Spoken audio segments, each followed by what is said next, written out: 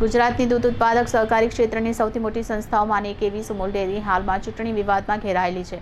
આ વિવાદ ગુજરાત હાઈકોર્ટ સુધી પહોંચ્યો છે, જેમાં કઠોર મહિલા દૂધ ઉત્પાદક સહકારી મંડળીએ સુરત કલેક્ટર સામે કન્ટેમ્પ્ટ પિટિશન દાખલ કરી છે. સુમુલ ડેરીની ચૂંટણી અટકી પડી છે. આ ચૂંટણીને લઈ સૌથી મોટો સવાલ એ છે કે ચૂંટણી શા માટે નથી થવા દેવામાં આવી રહી. આ પાછળનું મુખ્ય કારણ સીમાંકનની પ્રક્રિયા અને તેના નિર્ણયને લઈને ઉભો થયેલો મતભેદ છે. દક્ષિણ ગુજરાતની સૌથી મોટી સુમુલ ડેરીની ચૂંટણી રદબાતલ અંગેનો વિવાદ ગરમાયો છે. સુમુલ ડેરીની ચૂંટણી અટકાવવાના મામલે ગુજરાત હાઈકોર્ટમાં સુરત કલેક્ટર સામે કન્ટેમ્પ્ટ પિટિશન દાખલ કરવામાં આવી છે. મુખ્ય મુદ્દો સીમાંકન અને ચૂંટણી પ્રક્રિયાને લઈને છે.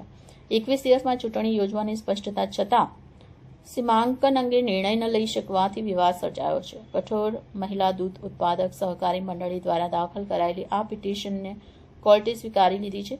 નિષ્ણાતોના મતે આ ચૂંટણી વિવાદ આવનાર સમયમાં મોટો રાજકીય અને વહીવટી વિવાદ ઉભો કરી શકે છે. સુમુલ ડેરીની ચૂંટણીને લઈ સસ્પેન્સ જળવાઈ રહ્યું છે.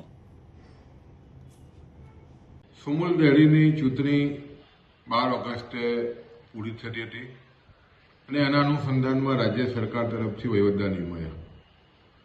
સમગ્ર ગુજરાતના દૂધ સંઘોમાં સૌથી વહેલી ચૂંટણીની મુદત સુમુલની પૂરી થઈ હતી. તમામ દૂધ સંઘોની ચૂંટણી થઈ ગઈ, પણ આજ દિન સુધી સુમુલની ચૂંટણી થઈ નથી. કે ખાસ કરીને 2.5 લાખ પશુપાલકોમાં ભારે ચિંતા છે, ભારે નારાજગી છે. કે ખાસ કરીને જ્યાં 2.5 લાખ પશુપાલકોના હિતનો સવાલ હોય એનો વહીવટ સ્વાભાવિક છે, જ્યારે વહીવટદાર કરતા હોય ત્યારે ભારે નારાજગી છે. અને એના અનુસંધાનમાં ઘણી મંડળીઓ હાઈકોર્ટ ગઈ હતી કે ચૂંટણી તાત્કાલિક થવી જોઈએ, અને એના અનુસંધાનમાં નામદાર હાઈકોર્ટ તરફથી પશુપાલકો તરફથી ચુકાદો પણ આવ્યો.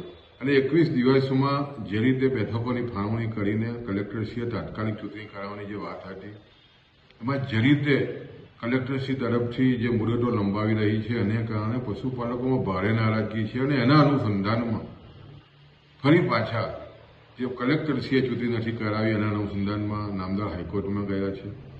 અને જે ખ્યાલીને ખાસ કરીને 2.5 લાખ પશુપાલકોની સંસ્થા આજે તમે જો તો રામ ભરોસે છે.